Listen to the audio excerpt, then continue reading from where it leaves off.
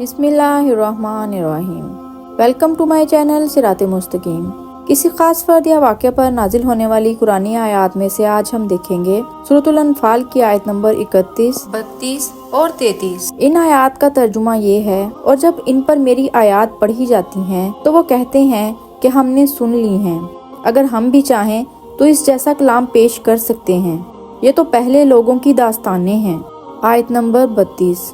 انہوں نے کہا کہ اگر یہ حق جو آپ پر نازل کیا گیا ہے تو ہم پر پتھروں کی برسات کر دے اور ہم پر دردناک عذاب لے آئے۔ آیت نمبر 33۔ اے نبی، اللہ ایسا نہیں ہے کہ ان پر عذاب لائے جبکہ آپ ان کے درمیان موجود ہیں اور ان میں لوگ بخشش مانگنے والے بھی ہیں۔ یہ آیت نضر بن حارث کے بارے میں نازل ہوئی جو مشرک تھا اور مکہ کے سرداروں میں سے تھا۔ واقعہ کچھ اس طرح سے ہے، حضور صلی اللہ علیہ وآلہ وسلم جب قرآن حکیم کی تلاوت فرماتے تو کفار کہا کرتے تھے، یہ کیا ہے؟ یہ تو سب پرانے زمانے کے قصے کہانیاں ہیں، ان جیسی کہانیاں تو ہم بھی سنا سکتے ہیں۔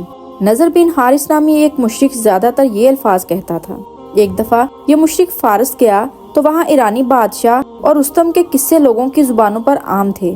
یہ مشرک وہاں سے یہ قصے سن کر آ گیا اور مکہ میں جب حضور اکرم صلی اللہ علیہ وآلہ وسلم اپنے صحابہ رضی اللہ عنہ اور دوسرے لوگوں کو قرآن کی آیات سناتے تو یہ کافر وہاں بیٹھ جاتا، اور جب حضور صلی اللہ علیہ وآلہ وسلم قرآن سنا کر واپس جاتے تو یہ لوگوں کو کہتا کہ بیٹھ جاؤ، میں بھی تمہیں یہ قصے سناتا ہوں، اور ایرانی بادشاہوں اور رستم کے قصے سنانا شروع کر دیتا، اور بعد میں لوگوں سے پوچھتا کہ سناؤ میرے قصے اچھے ہیں یا محمد صلی اللہ علیہ وآلہ وسلم کے۔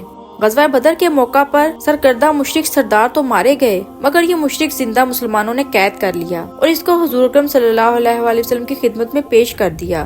اس کو قید کرنے والے صحابی حضرت مقداد بن اسود رضی اللہ عنہ تھے۔ حضور صلی اللہ علیہ وآلہ وسلم نے اس کافر کو قتل کرنے کا حکم دے دیا، چنانچہ آپ کا حکم ملتے ہی اس مشرک کو قتل کر دیا گیا۔ اس مشرک کے ساتھ دو اور کافر جن کے نام عتبہ بن ابی معیط اور تیمہ بن عدی تھے، ان کو بھی قتل کر دیا گیا۔ نضر بن حارث کو کیونکہ ایک صحابی مقداد بن اسود نے گرفتار کیا تھا، چنانچہ جب حضور اکرم صلی اللہ علیہ وآلہ وسلم نے اس کافر کو قتل کر دیا تو صحابی نے عرض کی، حضور صلی اللہ علیہ وآلہ وسلم یہ میرا قیدی تھا جس کے بدلے میں صحابی کو فدیہ ملتا تھا، اب اس قتل کے بعد یہ فدیہ نہ ملا۔ چنانچہ حضور اکرم صلی اللہ علیہ وآلہ وسلم نے دعا کی کہ یا اللہ اس صحابی یعنی مقداد بن اسود کو غنی کر دے، جس پر صحابی نے عرض کی کہ اب میں خوش ہوں۔ دین کی بات سن کر آگے پہنچانا صدقہ جاریہ ہے۔ اس طرح کی مزید ویڈیوز کے لیے میرے چینل کو سبسکرائب کرنا مت بھولیں۔